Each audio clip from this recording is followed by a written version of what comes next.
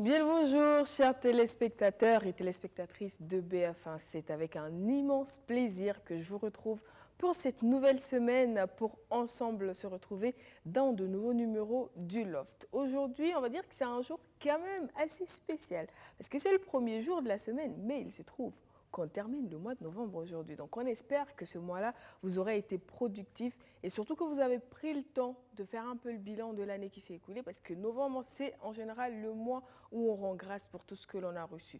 On peut facilement dire que 2020 n'a pas été une année facile.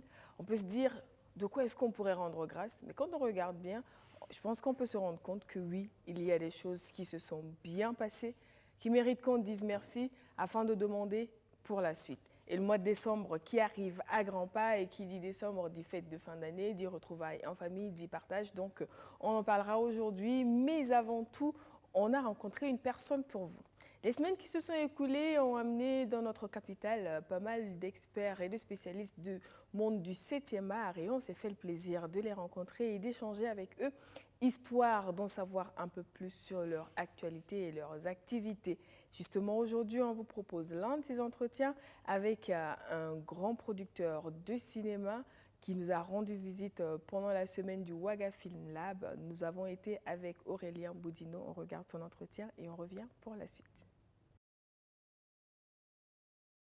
Bonjour les amis et merci de nous être fidèles. Aujourd'hui, on a l'immense plaisir de recevoir pour vous un grand homme de cinéma. Il est producteur, il est également réalisateur et anciennement acteur, formateur dans le domaine du cinéma. Peut-être qu'il va un jour porter sa casquette d'acteur, sait-on jamais. En tout cas, aujourd'hui, on a le plaisir de recevoir pour vous Monsieur Aurélien Boudinot. Comment ça va? Ça va très bien, très bien. Bienvenue. Merci, merci. Alors, tu es à Ouaga dans le cadre du Ouaga Film Lab, 5e édition, qui tire vers sa fin. Comment ça s'est passé? Fantastique. Alors tout d'abord, c'est un plaisir énorme et toujours renouvelé de revenir au Burkina. Et j'y viens depuis maintenant très longtemps. Et puis dans ces conditions un peu particulières qu'on vit aujourd'hui, je dois dire que retrouver ici, de retrouver la chaleur humaine, de retrouver un climat en fait quand même plus apaisé que celui en tout cas qu'on a pour le moment en Belgique, en France et tout ça, c'était fantastique. C'était un petit peu...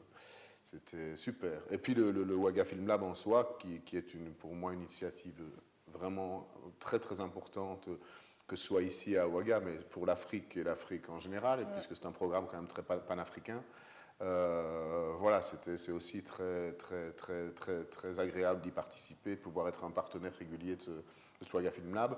Celui-ci en particulier était en même temps comme les autres, très bien, et aussi un peu particulier, puisque aujourd'hui, l'initiateur du Ouaga Film Lab, Alex Moussa Sawadogo, va devenir le DG du FESPACO. Et donc voilà, il y a aussi toute cette perspective, et le cinéma de demain en Afrique est plus que jamais à l'ordre du jour. Absolument, j'imagine bien. Mais ce n'était pas des vacances. Apparemment, c'était un programme super marathon. Ah non, non, c'est toujours un marathon. C'est un marathon, mais un marathon de plaisir. Voilà.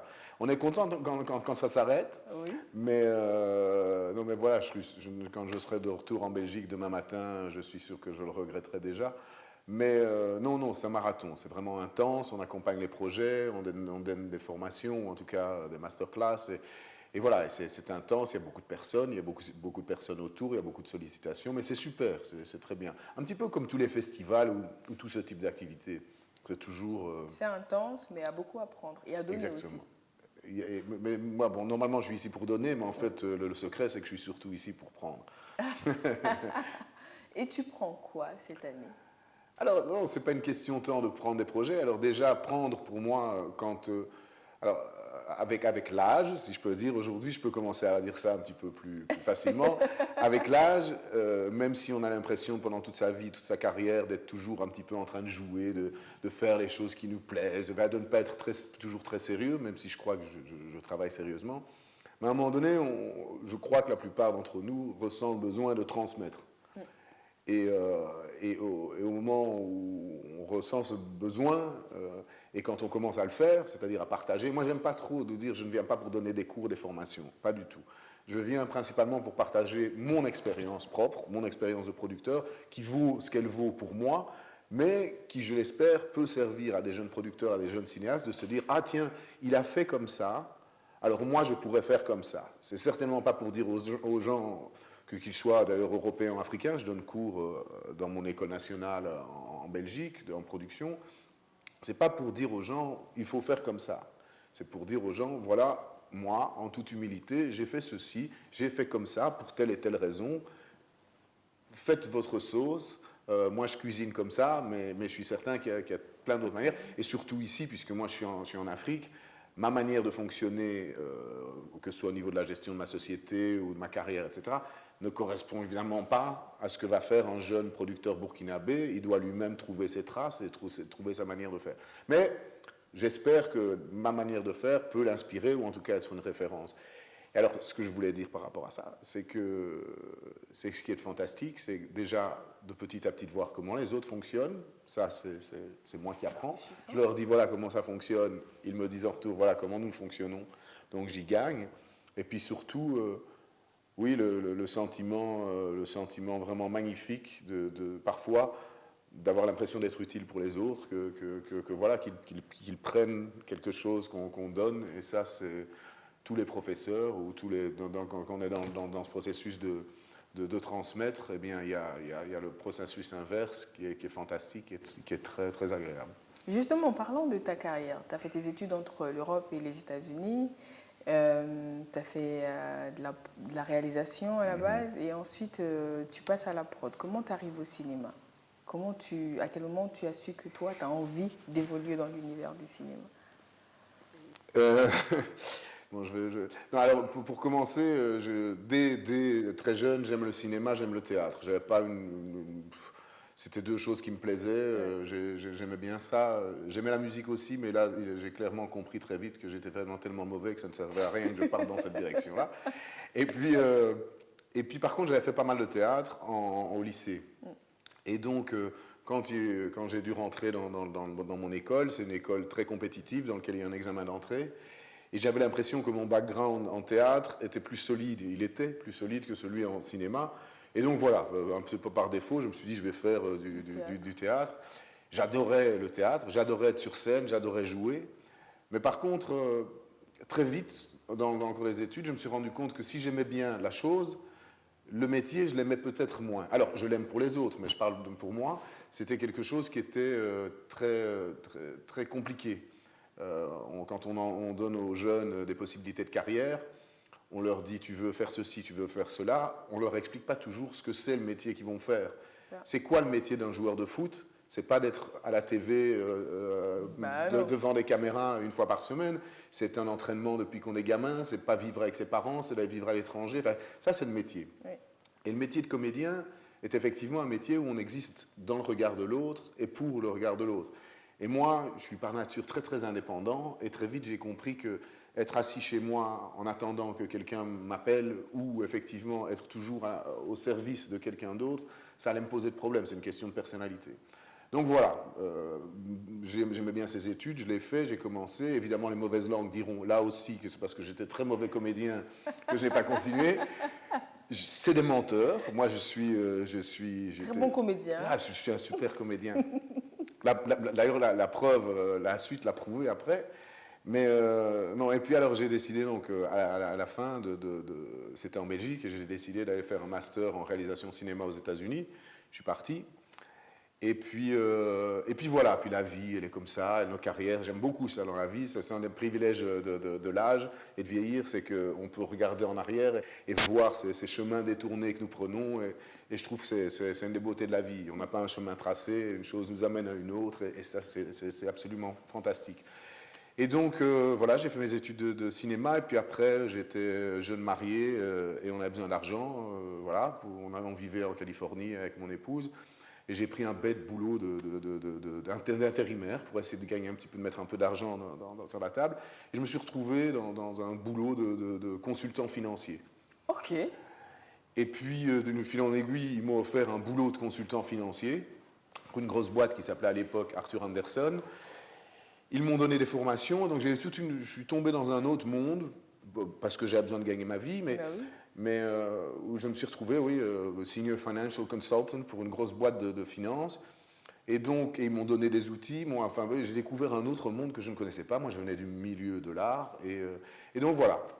Moi, je ne vais pas faire une longue histoire, toute la carrière. Mais donc, après, j'ai décidé de revenir. J'en ai eu marre, quand même, après 2-3 ans. Je travaillais je devais analyser les comptes de Death Row Records, Snoop Dogg, Dr. Dre, des machins comme ça. It was very funny.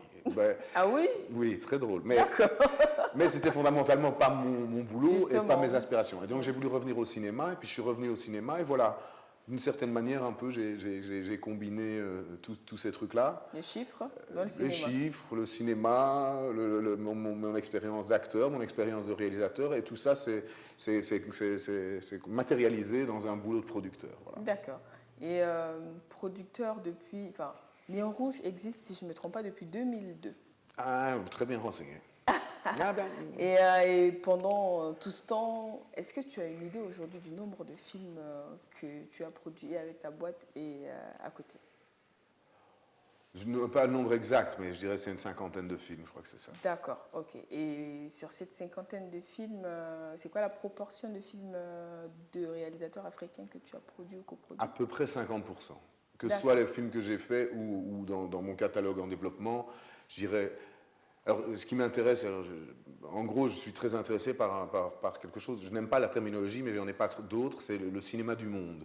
Et le cinéma du monde, pour moi, ce que ça veut dire, c'est un cinéma qui est ancré dans une réalité socio-culturelle, et qui a une ambition de pouvoir parler à l'international, de s'adresser au monde. Donc, c'est ces deux choses-là, ces deux mouvements, en même temps, quelque chose d'ancré, mais qui peut parler à un large public. Et dans ce cadre-là, effectivement, pour des raisons étranges, mais 50% de mon catalogue, c'est effectivement des films de cinéastes africains. Ce n'est pas des films sur l'Afrique, je viens de préciser, c'est très important pour moi. Surtout quand on est belge, on y pense. Voilà. Quand on vient d'un pays qui était colonisateur, on ne peut pas ne pas avoir une petite réflexion par rapport à ça. Mais donc, c'est effectivement de travailler avec des cinéastes africains, cinéastes africaines. D'accord, ok. Mais quand tu nous racontes ton histoire, c'est vrai que ça a commencé en Europe, ensuite aux États-Unis. À quel moment la rencontre s'est faite avec l'Afrique? Alors, la vérité, c'est que c'est un accident total. Alors, je vais être cru, mais l'Afrique, au moment où je reviens des États-Unis en 2000, n'est vraiment pas au centre de mon intérêt. J'étais en Europe, j'étais vivre longtemps aux États-Unis. J'ai envie de revenir en Europe parce que j'ai envie d'être proche de ma famille, de ma culture, etc. J'ai pas envie forcément d'aller à l'extérieur. Mais voilà, la vie est fantastique, je le disais avant, et je rencontre une jeune journaliste à l'époque, qui était une présentatrice d'ailleurs de TV5, assez connue, Catherine Ndiaye, qui présentait une émission qui s'appelait Reflet Sud et qui souhaitait, elle, changer aussi un peu de carrière et passer à la réalisation. Et donc on se rencontre. Elle est sénégalaise, comme son nom l'indique. Oui. Et elle me propose un projet de film au Burkina. Le premier film que j'ai fait, c'était un film d'une Sénégalaise au Burkina. C'était un film qui s'appelait Traces empreintes de femmes, qui parlait des femmes, des peintures murales de femmes à Tiébélé. Oui. Et donc, voilà. Et donc, je me suis retrouvé à faire ce premier film que j'ai produit avec ma boîte. J'avais travaillé évidemment sur d'autres productions avant. Mais le premier film qui était réellement porté par moi en tant que structure de production, en tant que producteur, c'était un film d'une Sénégalaise au Burkina Faso. Et le monde est ainsi fait qu'on adore vous donner des étiquettes. Et donc tout de suite, j'ai eu terminé ce film-là, à peine terminé, que j'avais sur moi une belle étiquette qui disait Aurélien Bodino, Néon Rouge Production, producteur de films africains. Et pour dire la vérité, ça m'a tapé sur le système. Je me suis dit, mais je ne suis pas producteur de films africains, je m'en fous de l'Afrique, vous me comprendrez. Je ne suis pas politiquement correct. Mais non, je n'avais pas un intérêt particulier. Et puis, on m'a quand même invité du coup dans les festivals africains, on m'a quand même proposé plus de projets. Et donc petit à petit, je dirais que j'ai eu la chance, parce que je pense que du coup c'est la chance, et c'est ça que j'aime bien la vie, de pouvoir trouver des projets, regarder des projets, avoir accès à des histoires, à des artistes, et que petit à petit j'y ai trouvé mon compte et mon goût, et je me suis dit qu'il y avait un univers fantastique. Et donc je l'ai découvert un peu comme ça, sans vraiment le vouloir, et puis c'est vraiment petit à petit, aujourd'hui évidemment je sais ce que j'y fais, je sais pourquoi je suis là. Et je me suis posé beaucoup la question, parce que de fait, cette question, quand vous êtes européen, belge, français, que sais-je, en travaillant en Afrique, je pense qu'il est naturel à un moment donné de se poser une question, qu'est-ce qu'on vient y faire ? Oui. Il y en a d'autres avant nous qui sont venus faire des choses. Est-ce qu'on vient dans une même dynamique ou on vient dans une dynamique différente? Et c'est quoi la réponse à la question pour toi? Bon, il n'y a pas de réponse tranchée, c'est une réponse qu'on trouve à chacun finalement. Au Bien bout du sûr. compte, c'est une éthique personnelle. Certains détracteurs diraient que qu'est-ce que c'est ce producteur belge qui vient produire des films africains? Et je ne peux pas leur donner tort, c'est leur point de vue, c'est comme ça. Moi, je pense que déjà, je pense que ce n'est qu'une question de compétence. Le cinéma est fantastique parce que pour faire un film, sauf exception, c'est un métier qui exige de faire collaborer plein de compétences. Plein de compétences. Ici, sur ce plateau, on a besoin de réalisateurs, on a besoin d'une présentatrice, on a besoin d'un caméraman, d'un ingénieur du son. Sans ça, c'est pas possible. C'est ça. Et plus ces gens sont bons et plus on accepte ce principe de collaboration et qu'on donne à chacun sa responsabilité, mieux c'est. Et moi, en tant que producteur, je ne me considère rien d'autre qu'un caméraman, qu'un autre technicien de la chaîne de fabrication du film. Je suis à un autre moment et j'interviens à un autre moment, mais comme tous, on intervient à des moments différents. Un monteur interviendra après. Moi, il se fait que mon métier, c'est ça que j'aime bien dans mon métier, j'interviens du tout début de la création jusqu'à la toute fin, et donc j'ai un poste d'observation fantastique sur la création. Mais je ne suis rien d'autre qu'un technicien, avec mon outil d'ailleurs. Un caméraman va avoir une caméra, moi j'ai une maison de production. Je suis Aurélien Bodino, qui a un outil qui est Néon Rouge Production. Et donc voilà, je ne sais plus où j'en étais d'ailleurs. Qu'est-ce que tu es venu faire en Afrique qu'est-ce que je suis venu faire? C'est une question complexe, et donc qu'est-ce que je suis venu faire en Afrique? Non, et donc j'ai remarqué relativement vite qu'effectivement, mon type de compétence, on en avait besoin ici. Alors je vais retourner un truc, c'est parce qu'on n'a pas besoin de moi en Belgique, je suis venu en Afrique.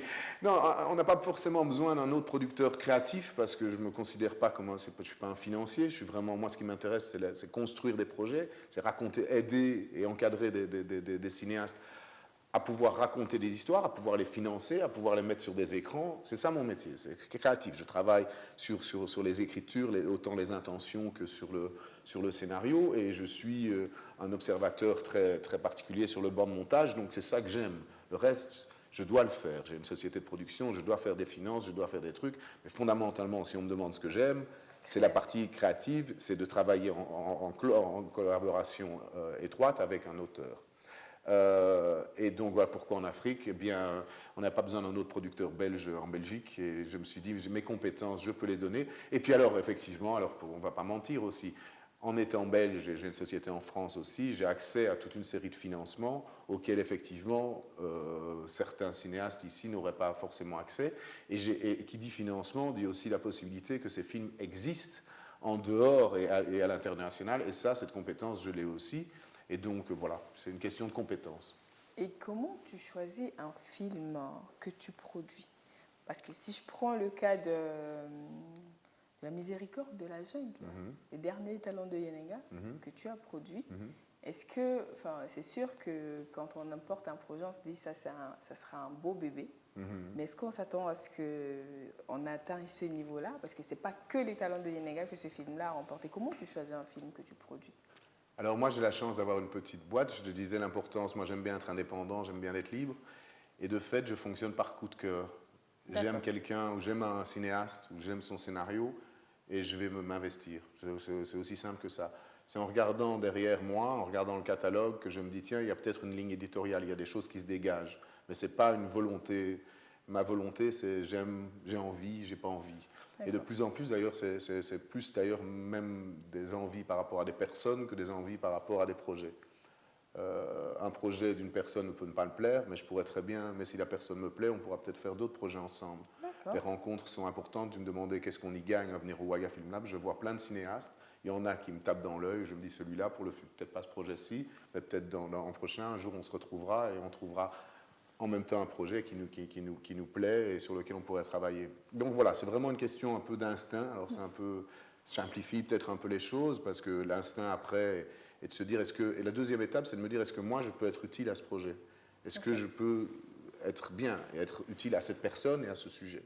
Alors ça se travaille un peu, on doit ce truc. Mercy of the Jungle, c'est très particulier, C'est une longue histoire, mais en gros, j'étais en Corée du Sud. Une Coréenne me dit, tiens, je connais un cinéaste africain qui a un scénario qui est bien, est-ce que tu veux que je te mette en contact de Corée du Sud, je téléphone au réalisateur qui est à Kigali, je lui demande de m'envoyer le scénario, je lis le scénario, et j'ai trouvé ça fantastique.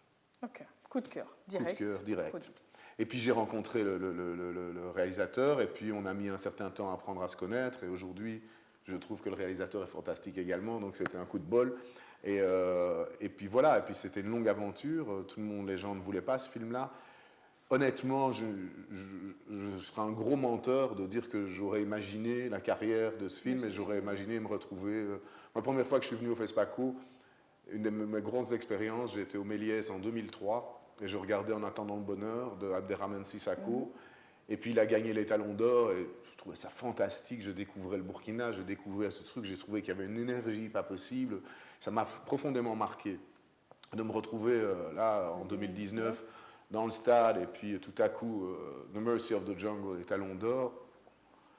En fait, même le réalisateur, lui, tout de suite, ça a été, moi, 1 heure après, j'étais encore en train de me dire, incroyable.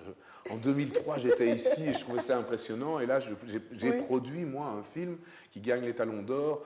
J'étais vraiment incroyablement fier de ça. Ouais. Et jamais je n'aurais imaginé qu'on aurait ça. Pas parce que je manquais d'ambition, c'est parce que, voilà, on fait les choses. Alors, les gens pensent toujours, comme le cinéma, comme la musique, on parle souvent de l'objet fini. Mais justement, notre métier, ce n'est pas l'objet fini, en fait. Notre métier, c'est tout le travail en amont. Ouais. Moi, parfois, j'ai des petits films que j'ai produits qui n'ont pas eu de succès, mais que j'adore. Et j'adore parce que j'adore le processus qui les a amenés. Ce n'est pas forcément les films les meilleurs de mon catalogue que je préfère. Quand à la fin, quand je regarde un écran, les gens me disent hey, « Qu'est-ce que tu ressens ?» Et je dis « En fait, je m'en fous un peu des critiques. » C'est un peu dur de dire ça, on le fait quand même. Je m'en fous. Le plus important, je m'en fous pas. Je préfère qu'un film ait du succès, qu'il gagne des prix, évidemment. En plus, ça a des conséquences. Mais ce qui est le plus fondamental, c'est est-ce que j'ai aimé le travail?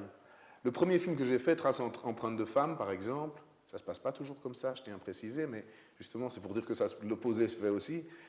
Cathy Ndiaye, on ne se connaissait pas, on s'est rencontrés pour faire un film, on a fait un film, elle s'appelle Cathy Lena Ndiaye. Aujourd'hui, ma fille s'appelle Lena.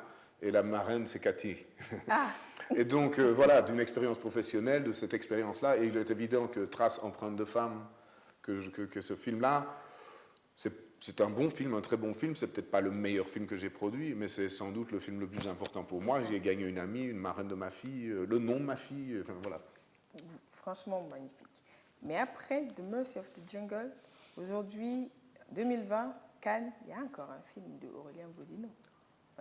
Oui, effectivement. Alors, je suis très fier de ça. C'est que on a effectivement j'ai coproduit le film de Dieudo Hamadi, pour moi une des plus grandes voix documentaires en Afrique et en RDC, évidemment. Et le film est le premier film congolais à être sélectionné en compétition officielle du Festival de Cannes. Édition un petit peu particulière cette année, mais c'est pas grave. Et évidemment, c'est d'autant plus important pour moi que voilà, par exemple, Dieudo n'avait jamais été coproduit avec la Belgique. Or, pour moi, justement, ces histoires communes, c'est important. Donc, je pense que l'histoire congolaise actuelle est évidemment quelque chose d'extrêmement important pour la Belgique aussi. Et donc, que la Belgique puisse participer, que je puisse, et j'ai dû me battre pour que le film puisse exister sur la télévision nationale belge, me semblait extrêmement important. Donc voilà. Mais par exemple, c'est un bon exemple. Oh, ok, Festival de Cannes, c'est pas mal pour mon CV, je ne vais pas m'en montrer. C'est toujours bien de pouvoir dire on a gagné des prix. Oui. Et on est là, donc je suis un vrai producteur. Mais par contre, ce dont je suis le plus fier avec ce film, c'est de m'être battu pendant 1 an et demi pour faire en sorte qu'il va être montré sur les écrans en Belgique. D'accord. Alors, et quand tu parles comme ça, finalement, on se dit, le producteur, en général, c'est le bras financier de l'industrie du cinéma. Et quand on t'entend parler, finalement, on te dit, mais comment tu rentabilises un film? Qu'est-ce que tu gagnes derrière? Ouais, je ne devrais pas le dire parce que justement, normalement, j'aimerais bien pouvoir dire à tout le monde et les regarder dans les yeux et dire j'ai plein de pognon, je suis un homme puissant et riche. La vérité est tout à fait différente dans le milieu du cinéma. Moi-même, il m'arrive d'avoir du mal à terminer mes fins de mois. C'est pas pour rigoler, mais ma boîte pour le moment avec le Covid et tout ça, je suis comme ça au niveau de ma trésorerie. Le cinéma d'auteur, c'est compliqué. Donc le glamour, derrière la façade du glamour, il y a la réalité, et que la réalité, bah, elle est en fait, je n'ai pas un yacht privé, j'ai pas un avion, rien du tout. Voilà, je me débrouille comme je Tu n'es peux. pas à la rue non plus. Non, je ne suis pas à la rue. Heureusement, j'ai 52 ans, j'ai une longue carrière, j'ai des films qui ont du succès. Mais je roule dans une voiture pourrie. D'ailleurs, je n'aime pas les voitures, je roule plutôt en moto. Mais je veux dire, je gagne moins qu'un médecin belge, qu'un généraliste belge. Donc voilà, je ne peux Ça pas reste dire. la passion. Ça reste la passion, certains diraient la bêtise, mais avec l'effort qu'on met pour mettre des films, je suis certain que si j'avais choisi un autre... Voilà, si j'avais voulu gagner de l'argent, en y mettant la même énergie et j'espère certaines compétences, je serais beaucoup plus riche aujourd'hui, ça j'en suis certain. D'accord. Donc il n'y a pas... Et effectivement, l'histoire du producteur, le bras financier, c'est quelque chose qui est resté dans... Mais il y a plein de sortes de producteurs, ça existe encore, mais mon métier, à moi, on peut l'exercer comme on veut, mais moi, mon métier principal, c'est de trouver et de rencontrer des projets et des talents, enfin auteurs, des réalisateurs, de construire avec eux, mais parfois d'une idée qui s'est discutée sur le coin d'une table, d'ailleurs souvent sur le coin d'une table avec un verre, et de construire petit à petit un film, de construire ce que ça va raconter, pour qui, comment, etc. Et seulement quand on commence à avoir une idée d'ailleurs de qu'est-ce qu'on veut raconter, à qui on va le raconter, à ce moment-là, on essaye de savoir comment on va trouver l'argent pour faire ça. Et donc l'argent, pour moi, dans le cinéma d'auteur, on s'entend, c'est le nerf de la guerre, mais en fait, fondamentalement, ce n'est qu'un outil. On parlait d'outils tout à l'heure, c'est juste un outil dont on a besoin pour payer des salaires, pour payer des trucs, mais c'est pas... Pas le cœur. Non, non, pas du tout. Bah, le cœur, c'est de raconter des histoires, c'est ça. Il se fait que le cinéma, on a besoin d'argent pour raconter des histoires. Voilà. Bah, il faut de l'argent. Alors, dernière question. Voilà. Ce n'est pas un piège. Aïe, aïe, aïe, je m'y attendais. Ben non, c'est absolument pas un piège. Aujourd'hui, tu fais des formations, donc il y a plein de jeunes réalisateurs et cinéastes qui profitent de ton expérience. Comment, selon toi, se porte le cinéma africain? Pour toi qui fais des films avec des cinéastes africains, qu'on se le dise bien. Alors déjà, comme toujours, il faut casser l'idée, d'ailleurs c'est comique que toi tu me poses cette question parce qu'on essaie de casser cette idée au nord qu'il y a une Afrique, quoi. Ce n'est pas vrai, ce n'est pas vrai en termes de marché, ce n'est pas vrai en termes de culture, vous le savez tous, quoi. Ouais. C'est comique ici d'ailleurs, il y a des réalisateurs du Cap-Vert, d'autres du Kenya, d'Ouganda, de Burkina, du Mali, et voilà, de la même manière que j'espère ne pas ressembler à un Allemand, mais... Non, c'est méchant, j'aime bien les Allemands, hein, je tiens à dire. Mais je suis belge, pas français. Quoi. Les Français, ils m'ennuient. Ils se prennent c'est entre la Belgique et la France. Oui, c'est les grands frères condescendants, prétentieux. Là, je n'aime pas. Non, si je les aime, je travaille, j'ai une société en France et tout. Mais néanmoins, donc, cette diversité existe là, elle existe ici, elle existe partout. Donc pour moi, le cinéma africain, et surtout de faire un constat du cinéma africain aujourd'hui, c'est impossible. Donc si je dis burkinabé. Ah, burkinabé. Alors je pense qu'effectivement, il y a plusieurs, il n'y a pas une réponse unique. Il y a effectivement l'histoire du cinéma burkinabé qui est extrêmement riche et qui est perpétuée de plein de manières différentes, et évidemment à travers le FESPACO qui est quand même un monument du cinéma dans le monde et évidemment en Afrique. Et donc, cette histoire est riche. Elle n'était d'ailleurs pas qu'un festival, il y avait une école, aujourd'hui il y en a une, pendant tout un temps il n'y a plus d'école. Il y a aujourd'hui l'ISIS. Et donc voilà, donc il y a l'histoire. Alors l'histoire parfois elle est un peu pesante, parce que l'histoire, on se repose sur l'histoire. Et peut-être qu'un des péchés, à un moment donné, du cinéma burkinabé a été de rester un petit peu sur cette histoire et de pas... Mais bon, c'est comme ça, c'est dans tous les pays. Un bon club de foot, à un moment donné, il réussit, et puis à un moment donné, on reste sur ce succès, on diminue, on a vendu 3 joueurs, et puis c'est fait. Donc, je ne crois pas que ce soit un constat négatif. Je crois qu'effectivement, il y a un moment donné, il y a un petit peu un vide. Après, des cinéastes comme Idrissa Ouedraogo, Gaston Caboret, etc., il y a eu un petit peu un vide, et d'ailleurs qui correspond, si vous regardez un peu, à l'arrêt d'une école de cinéma. On ne forme plus de techniciens, on ne forme plus, et ce n'est pas que les réalisateurs connus, on ne forme plus de techniciens, on ne forme plus de réalisateurs, et oui, mais le cinéma, ça met 10 ans pour faire un film. Donc si on ne forme plus quelqu'un en 1980, eh bien les effets vont commencer à se ressentir en 90, en 90 c'est le belge, en 90, voilà, je traduis, et puis au début des années 2000, et je crois qu'il y a un peu de ça. Par contre, il y a aussi quelque chose que moi je trouve très très positif, c'est qu'il y a quand même eu la préservation d'un cinéma populaire, de quelque chose qui s'adresse à un public local. Le cinéma, et l'idée de faire du cinéma pour l'international, ce n'est pas la panacée, on n'a pas besoin de faire ça. Toujours, on a besoin d'un marché local et des produits qui s'adressent plus.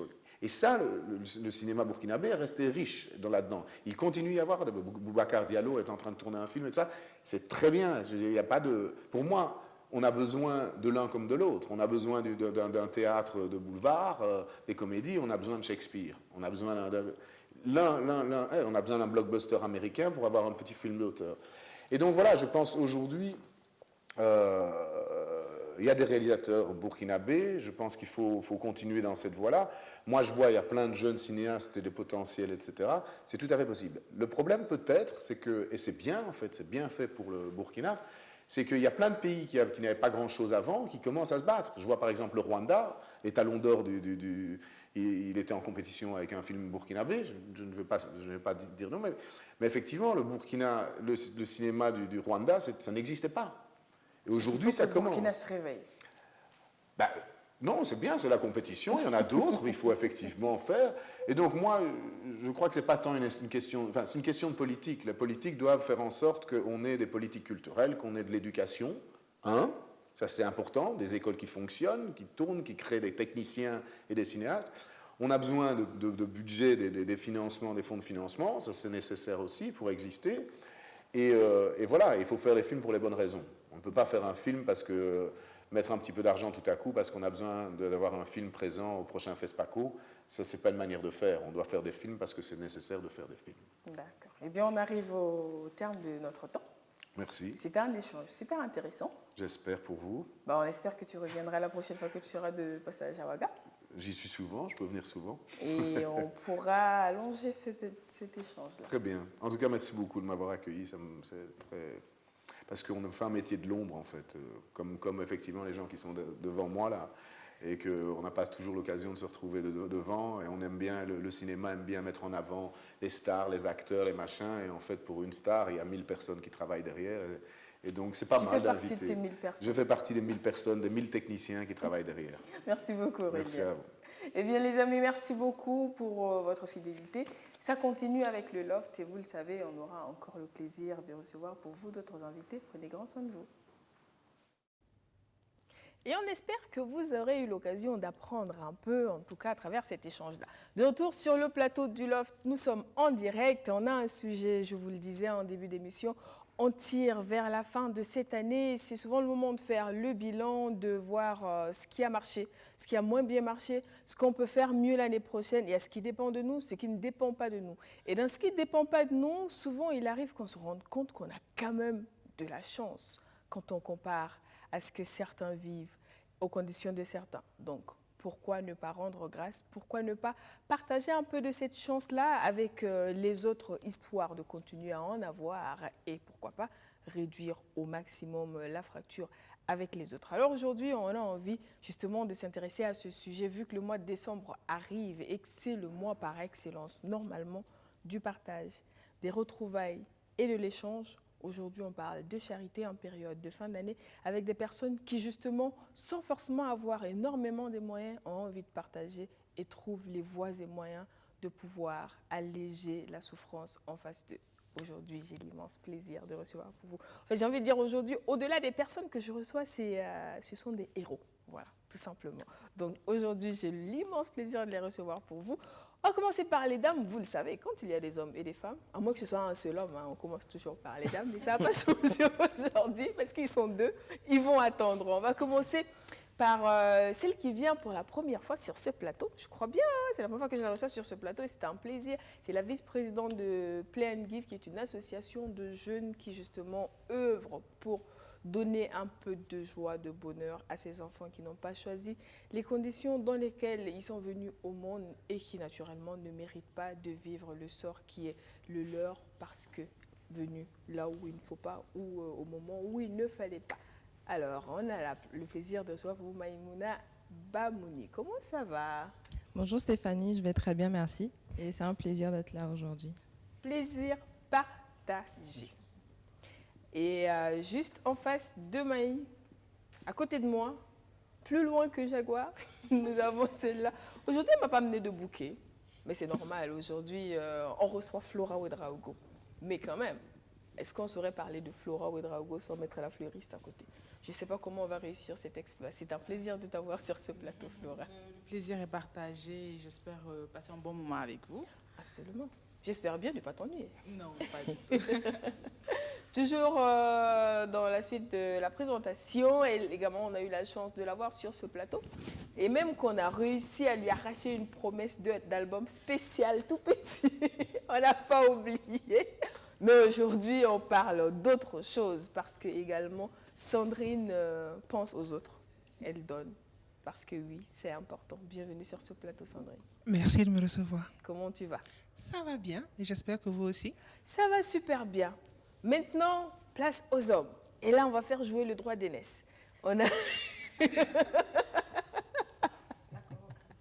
Tu attendras, messieurs, jeune homme. Vous attendrez. On a le plaisir d'avoir sur ce plateau El Hadj Soja Djandé, c'est bien cela. Donc, il est philanthrope, il fait pas mal de dons, il est promoteur culturel, homme d'affaires. Je me rappelle également qu'il est dans le voyage. D'accord. Donc, comment vous allez? Je vais bien. Mais aujourd'hui, surtout, on reçoit le monsieur généreux, qui n'hésite pas à mettre la main à la poche. On fait ce qu'on peut. Et Dieu vous rendra ce que vous faites. Inch'Allah. Et enfin, on a gardé le meilleur pour la fin.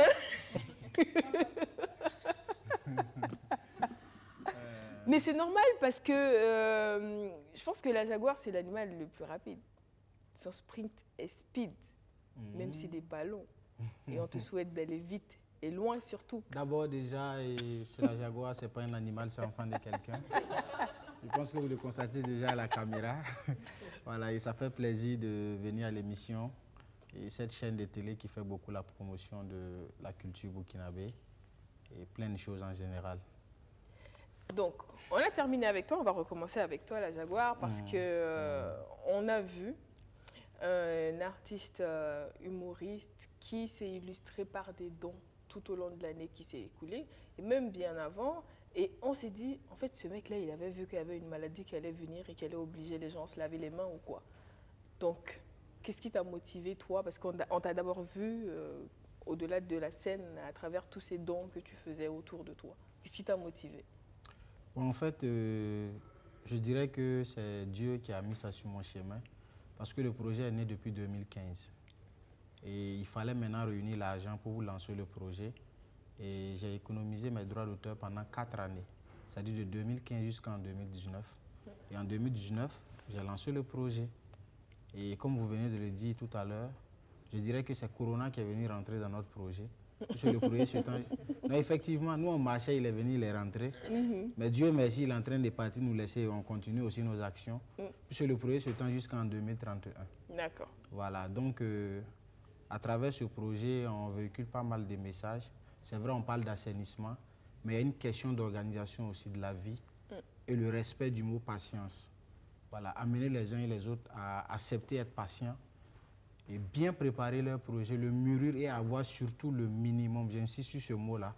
Il faut avoir le minimum avant de démarrer votre projet. Ça évite les frustrations. Ah, ça, c'est sûr. Donc, ce que toi, tu offres autour de toi, c'est des lave-mains, des poubelles. Voilà, bon, ça, c'est ce que les gens savent. Maintenant, au-delà de ça, on a des services. Ah. Puisque Vagabond de l'assainissement, nous sommes dans le nettoyage opérationnel. Ok. C'est-à-dire avant événement, pendant et après. C'est-à-dire s'il y a une activité ici, on peut nous appeler, on vient, on nettoie avant, pendant et après l'événement. Et les ressources que nous gagnons, nous injectons encore dans le projet. Ok. Et c'est plus de 567 étudiants qui sont dans Vagabond de l'assainissement. Et le diplôme minimal, c'est la licence. Mais toutes ces personnes sont au chômage. Plus moi, bien sûr. Voilà. Ça, c'est un bon vagabondage. Mais on a décidé de ne pas attendre les concours de l'État, dire que nos parents ne font pas ci ou ça. Alors, on a décidé de prendre notre destin en main. Et on s'est dit qu'en termes d'assainissement, il y a plein de choses à faire. Et je dirais que je n'ai pas appris, c'est une grâce que Dieu m'a donnée. Au-delà de l'humour, quel message on peut apporter pour inspirer aussi les populations du monde à vraiment croire à la réussite, croire qu'on peut se battre, on peut partir de rien pour atteindre aussi les objectifs. Mais dans le cours de la chose, on ne circule pas seul. Et Dieu merci, comme il y a M. Soya qui est là, je dirais que c'est l'un des seuls monsieur qui a accepté enlever ses millions. Et il a dit, j'ai pas assez d'argent, mais je t'accompagne comme ça. Et c'est en même temps mon mentor aussi, parce que je l'ai pris comme mon mentor. Chacun a un modèle. Voilà, quand on parle par exemple de bureaucrate, je prends le DG du BBDA qui est mon modèle à moi. Mais quand on parle d'homme d'affaires, c'est le mec idéal aussi que j'ai choisi. Et la vie, c'est comme ça. Voilà. Et pour ton anniversaire, dernièrement, il y a eu une activité justement qui a été initiée en collaboration avec LH. Voilà, effectivement. Et comme je l'ai dit, quand il y a un mentor, quelle qu'en soit la situation, même quand c'est chaud, il trouve toujours le juste milieu pour vous accompagner. On a mené des actions à l'hôpital, dépistage et cancer du col de l'utérus, on a fait des dons de sang. Et on était plus de 300 vagabonds à nettoyer tout l'hôpital Yalgado, suivi de dons de poubelles, qui a été soutenu par l'ambassade de la Sierra Leone. C'est l'ambassade qui a organisé l'anniversaire. Sinon, de nature, je suis quelqu'un, j'aime pas les questions d'anniversaire. Et tu as eu combien d'ans? Voilà, un anniversaire, c'est une question d'âge. Ouais, effectivement, j'ai eu 29 ans. Ah, voilà, 29 ans.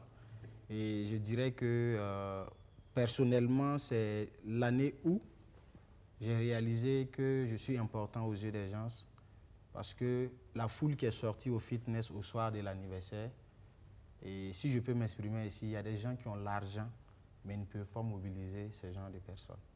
Même s'ils payent de l'argent, ils ne pourront pas avoir cette population autour d'eux. Parce qu'on a eu plus de 3000, presque 3000 ou 4000 personnes qui sont sorties spécialement pour le sport. Et c'est une manière d'amener les gens à savoir qu'on n'est pas obligé de faire comme tout le monde. On pouvait fêter un anniversaire, organiser un dîner gala, mais on s'est dit, il faut qu'on passe comme ça pour véhiculer des messages. Les gens sont venus autour du sport, on a coupé le gâteau sur le podium. Il n'y a pas eu une histoire de Stéphanie Zongo. Et puis tu vas commencer à jeter là, non. Chez nous, ce n'est pas comme ça. Et comme on aime le dire, on ne force personne, on force personne à nous donner. Oui. C'est-à-dire qu'on n'a pas besoin de te dire qu'on en a besoin. Je pense qu'il y a des expressions qu'on n'a pas besoin de dire à quelqu'un. Telle personne fait telle action. Tu n'es pas obligé de l'appeler au téléphone pour dire tu as besoin de quoi et quoi. Ce que tu peux faire, tu fais. Et le reste, Dieu s'en charge. Et justement, ce qu'il peut faire, il fait. Voilà. D'où ça vient, ça, cette facilité à aider, à tendre la main, à donner? J'ai pas envie de demander si aujourd'hui on peut faire un bilan de tous les dons qu'elle a déjà fait, parce que non, on va pas s'en sortir. Mais comment ça a commencé? D'où ça vient, ça? D'où ça vient? C'est un don de Dieu. D'accord. Parce que... est-ce que ça sort bien? Si, ça marche. C'est-à-dire, j'ai grandi dans une famille où il y a, dans un quartier où il y a pas mal de mendiants, Amdalaï, où beaucoup savent qu'on trouve les mendiants là-bas. Et j'ai passé la moitié de ma jeunesse avec eux. Donc je connais comment ils vivaient, les conditions de vie. Et du coup, je me suis dit, si un jour j'ai les moyens, je vais aussi aider certaines personnes à aussi avoir leur pain quotidien. Okay. Et voilà, depuis que Dieu m'a fait la grâce, j'essaie aussi d'aider les gens qui viennent à moi. Et ceux dont je vois que je peux aider aussi, j'aide à ma manière. Ok. Mais ça ne se limite pas justement à aider des individus. Vous accompagnez des actions, vous accompagnez des événements. Pourquoi aller jusque-là? Parce que ça peut être juste aider les gens du quartier pour les voir leur vie changer. Pourquoi aller au-delà de ça? Bon, sur cette question, je me dis que ça vient, c'est naturel au fait. D'accord. C'est pas un choix et c'est naturel. Ah, parce qu'il y en a qui donnent difficilement, hein? Il y en a qui sont très près de leurs sous. C'est naturel. Je ne sais pas si je peux appuyer. Oui. Les gens doivent comprendre une chose, on ne donne pas parce qu'on en a. Le fait de donner, c'est un don que Dieu donne à l'homme. Voilà. Et tant que tu n'es pas dans cette conception, tu ne peux pas comprendre et admettre. Voilà pourquoi il y a des gens qui ont des milliards, mais pour donner 100 francs à quelqu'un, c'est compliqué. Il y a ceux-là qui ont 100 francs, mais il est capable de prendre ces 100 francs, acheter de l'eau ou bien du gâteau. Il partage. C'est-à-dire c'est un truc que Dieu donne. Ce n'est pas un truc qu'on apprend à l'école ou bien la vie t'apprend. Tu nais avec. Donc ça ne s'explique pas. Tu l'as ou tu ne l'as pas. Voilà. D'accord. Sandrine, quelle est ton histoire à toi? Mon histoire? Oui. Mon histoire à moi, ça commence déjà depuis très jeune, Ouais. parce qu'en allant à l'école, déjà, je remarquais qu'il y avait des enfants qui n'allaient pas à l'école. Moi, je les dépassais et ils me regardaient passer et voilà. Déjà, moi, dans ma situation, j'avais le sentiment de ne pas forcément être parmi les favoris. Mais quand je les voyais, je me disais, mais c'est pire. Alors moi, je suis là, je suis sur moi-même alors qu'il y avait des personnes qui avaient encore plus de difficultés. Donc, partant de là, déjà, je pense que c'était au collège, j'avais commencé à organiser des collectes pour essayer de les appuyer. Et donc, au fur et à mesure que j'évoluais, justement, quand je suis rentrée de plein pied dans la vie active, j'ai voulu faire plus que des actions spontanées. Parce que ce qui, justement, a motivé ça, c'est qu'une fois, je sortais à 23 heures du resto et j'ai croisé des enfants tout petits à qui j'ai demandé, mais qu'est-ce que vous faites ça, ici la nuit? Et comme ils ne veulent jamais dire ce qu'ils font là, ils m'ont dit, on est sorti et quand on est retourné chez nous, la porte était fermée. Ça, je sais que c'est faux. Oui. La porte ne peut pas être fermée à 23 heures et tout. Mais il ne faut pas brusquer parce que je travaille dans le milieu avec eux depuis. Il ne fallait pas brusquer. Donc, j'ai dit, OK, mais est-ce que vous avez mangé? Et je suis rentrée de leur trouver à manger et puis j'ai continué. Mais à force, au fur et à mesure, à chaque fois que je passais par là, ils me reconnaissaient, on causait. Et un jour, le déclic s'est passé entre nous, la connexion s'est faite. Quand je suis arrivée, et puis il y a un qui est venu me tirer par la main, on me disait, Tanti, viens, il y a Ahmed qui est malade. Et moi, je les ai suivis dans un endroit, même, je ne sais pas quel. Le courage, c'était juste de voir ce qui se passait parce qu'il n'y avait rien qui t'attirait à l'intérieur, ça avait l'air même très dangereux. Et quand je suis arrivée, c'était quoi? C'était une sorte de. Je pensais que c'était des ordures qui étaient posées. Je ne savais pas que c'était un enfant qui était couché comme ça et qui était vraiment malade. Et ça s'est suivi. Le même jour, en fait, il y a 2 qui sont tombés et qui ont commencé à justement... Donc, lorsque j'ai commencé la prise en charge à l'hôpital et tout, la médecin même ne croyait pas que je n'étais pas de la famille. Partant de là, qu'est-ce que je commençais à faire un suivi directement dans la rue de ces enfants. Parce qu'avant de les extraire, il faut déjà stabiliser le comportement. Ils sont habitués à des libertés, on n'y peut rien.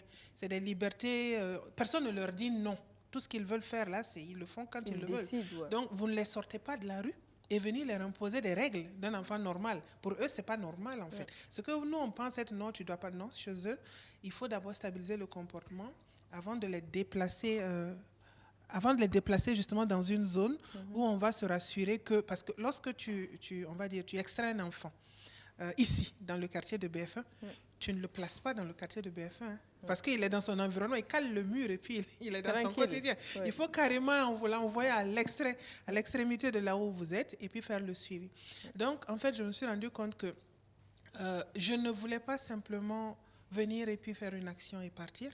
Je voulais poser un acte qui allait changer la vie de ces personnes et me sentir moi-même que j'étais utile. Donc, c'est comme ça, au fur et à mesure que... Et donc, le groupe, parce que ce n'est pas tout ce que tu sors. Il y en a qui restent dans la rue et qui te regardent toujours avec des yeux. On se demande quel est le jour où ça sera eux leur chance. Et donc, c'est pour ça qu'il y a des actions qui continuent justement dans la rue au quotidien et qu'on accentue pendant les périodes de fête parce que c'est les périodes où les gens sont en famille, où ils sont dans on va dire la chaleur familiale, la maison, et pendant qu'eux, ils sont dans le froid et qu'ils entendent les bruits des assiettes, la musique, et qui passent parfois devant juste pour... Ou même ils sont au bord des restos, ils voient les gens en train de fêter. Donc c'est le moment où on se dit qu'il faut vraiment accentuer l'accompagnement de ces personnes afin qu'elles puissent sentir justement qu'elles ne sont pas seules. C'est vrai que la vie n'a pas été facile, ça aurait pu être moi ou quelqu'un d'autre, mais si, comme il l'a dit, Dieu justement te donne la possibilité ou la chance de pouvoir ressentir le besoin d'aider, il faut faire ce qu'on peut. Et d'ailleurs, lui, je pense qu'il m'a accompagné justement pendant les fêtes, parce que pendant les fêtes, on veut qu'ils aient tout ce qu'ils font. Je me souviens très bien qu'il est venu de loin là-bas. Lui, il sait très bien. C'est presque à la sortie de la ville. Il s'est débrouillé à arriver là-bas, pour justement, parce qu'on voulait que ces enfants-là puissent avoir droit justement à tout ce que les autres peuvent avoir. Donc, c'est un peu ça. Ne serait-ce qu'un instant, se dire... Oui, moi aussi, j'y ai droit. Voilà, exactement. Donc, c'est ça mon histoire. Mon histoire, c'est déjà d'être utile parce que je ne vois pas une autre manière de vivre. Je n'ai pas envie de vivre juste pour moi. Le sens de ma vie, pour moi, c'est d'être utile aux autres. Et puis aussi, c'est aussi de voir dans quelle mesure est-ce qu'on peut diminuer la fracture. Essayer de diminuer ce que j'estime être une injustice parce que les enfants n'ont pas demandé à venir. Et ils sont là à devoir affronter des difficultés au quotidien. Et si chacun peut faire quoi que ce soit, c'est vraiment très important. Voilà donc. Absolument. Et effectivement, au-delà de ça, il y a quand même un poids que tu portes sur toi. C'est l'histoire de ces enfants. Comment tu vis au quotidien avec ça? C'est vrai que c'est pas facile. C'est-à-dire que quand tu es assis avec les enfants, je pense qu'il a dit quelque chose. Je me souviens un jour, j'étais à un parking et je n'avais rien. Pourtant, quand tu as le visage de ce parqueur-là, si tu lui dis que tu n'as rien là, ça va pas être simple. Ça, c'est sûr. Donc je fouille. Attends, il y a un enfant qui vient, qui dit, Tanti, vous voulez l'argent pour le parking? J'ai dit, oui, mais je n'ai pas. Il sort 100 francs de son pantalon qui était tout déchiré. Il me remet. Honnêtement, ce jour, je n'ai pas pu. Parce que je sais que le soir, là, il va devoir manger. Je n'ai pas pris. Et je pense que mon père m'a dit ce jour, mais en réalité, c'est ça vos rapports. Il fallait que tu prennes. C'est ça. Parce que lui, il t'a pris comme quelqu'un de sa famille et il ne veut pas être tout le temps celui qui reçoit. Mais vous vous rendez compte qu'en faisant la cuisine avec pour ses enfants, où on mange ensemble, parce que je ne vais pas juste leur donner à manger, on s'assoit dans la rue. Parce que malheureusement, quand tu ne t'assois pas et que tu t'en vas là, ce que j'ai dit là, je l'affirme, les gens qui vendent les cigarettes, les tablets, ils viennent les frapper. Ils récupèrent tout ce que vous donnez. Si tu donnes une chaussure, on récupère parce qu'on estime que c'est trop bien pour eux. Donc on s'assoit avec eux et puis on mange. Mais pendant que vous vous asseyez, vous mangez, c'est comme quand nous rentrons et nous voulons parler à nos parents. On veut leur raconter la journée. Mais ils sont nombreux. Donc, ils sont alignés. Eux racontent. Si tu dures, ils disent, mais tu n'as pas fini. Moi aussi, je dois raconter mon histoire. Donc, tu es là et tu dois écouter l'histoire de chacun. Et tu vas entendre. Un tel va te dire que lui, on n'a pas voulu de lui tout simplement parce qu'on a estimé qu'il a une mauvaise tête et qu'il porte la poisse. Il y a un parce que sa maman n'est plus là ou alors parce que les parents se sont remariés. Il y en a, c'est juste, on l'a tellement frappé qu'un jour, il en a eu marre. Il est sorti. Il y a malheureusement des enfants incestueux qui sont rejetés parce que personne ne veut d'eux. On se dit que c'est une malédiction, mais ce n'est pas l'enfant qui a demandé à être là. Donc, ils ont des histoires tellement profondes et tellement douloureuses, mais ils ont une capacité de bonheur que vous ne pouvez pas imaginer. C'est-à-dire qu'ils sont dans la... Il y a des moments où c'est eux qui t'apportent le bonheur parce que tu arrives et toi, tu es triste pour eux. Mais en fait, en réalité, eux, ils sont... Moi, ils me disent, par exemple, « Ah, Tanti, pourquoi tu te fatigues pour mettre la viande dans le riz? La viande, la coûte cher. Il ne faut pas faire comme ça. Tu vas venir dire qu'il n'y a pas l'argent pour préparer. Il faut laisser la viande. Laisse la viande. Et puis tu prépares. Donc, en fait, il faut trouver la capacité d'être heureux pour ce qu'on a. Oui. Et c'est ce qu'on fait avec eux. C'est vrai que c'est triste. Hein? Il y a des moments où tu rentres et tu ne dors pas. Il y a des moments où tu es toute triste parce que tu te demandes quel jour. Surtout, en fait, à chaque fois que j'arrive à extraire certains, le jour où j'extrais, je suis très triste. Parce que j'ai le sentiment de ceux qui sont restés. C'est l'impression que tu as juste enlevé une goutte d'eau dans tout ton seau. Je me demande, ils vont se dire, sur quel critère est-ce que peut-être elle... Pourquoi lui, il est parti? En réalité, j'essaie de me faire accompagner de psychologues et franchement, c'est l'occasion de dire merci à toutes ces personnes qui accompagnent sans pour autant me demander quoi que ce soit, qui accompagnent la stabilisation. Et là, lorsque l'enfant n'est pas stabilisé, ça ne sert à rien de l'extraire parce qu'au quotidien, ils vivent des choses que vous n'imaginez pas. Et ces enfants-là sont victimes de des choses que vous n'imaginez pas. Il y a des moments où tu es arrêté, il y a des gens qui essayent de les enlever. Pendant les périodes de fête, c'est la période où ils disparaissent. C'est la période où les gens s'arrêtent avec des véhicules, on ramasse l'enfant dans la voiture, comme ça. Donc, en fait, toute action qui va dans le sens d'appuyer, c'est vrai, il faut vraiment féliciter toutes ces organisations qui interviennent. Il y a des enfants qui sont dans des orphelinats. C'est très bien vraiment de les accompagner parce que là-bas aussi, c'est pas aussi évident. Facile, ouais. C'est aussi encore plus difficile. Lorsque quelqu'un vient et dit « je veux t'accompagner dans la rue », je dis « bon, déjà, les iPhone 12 dont vous parlez, n'amenez pas ça. Parce que ne venez pas me dire que vous avez perdu un iPhone 12, je ne pourrai pas vous rembourser. » Évitez, parce qu'en fait, il ne faut pas les accuser de quoi que ce soit. Parce qu'ils n'ont pas. En réalité, là, une fois, il m'a dit, il y a un enfant qui porte une culotte. J'ai dit, mais où tu as eu cette culotte? Quand lui, il passait, il a vu une culotte accrochée à un fil. Il l'a soulevée, il l'a portée. Il n'en a Moi, pas. je regardais. Bon, est-ce que vous voyez? On est obligé de vivre ce genre de choses. Oui. Tu vas dire, on n'a qu'à l'arrêter à cause d'un pantalon qu'il a volé. C'est compliqué. Et parfois, vous allez vous balader. Et à un moment donné, où le coffre de ma voiture, là, c'est des habits sales et puis des savons. On s'arrête pour laver. Parce que si tu leur donnes, ils posent où? Ça. Tout ce qui est un surplus, on le leur arrache. Ça. Lorsque tu donnes de l'argent, dès que tu tournes le dos, c'est un problème. Tout ce qu'il possède doit être sur lui. Tout ce qu'il possède doit être sur lui.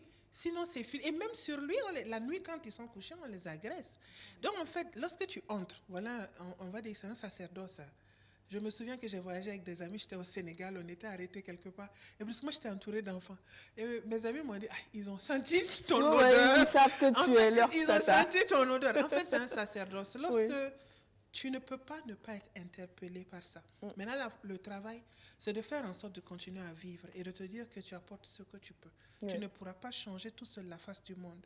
Tu C'est clair. essaies d'amener les gens justement à prendre conscience du quotidien et à remarquer que tout n'est pas rose autour de soi et que chaque action est vraiment nécessaire et compte. Chaque action est importante, aussi petite soit-elle, est importante.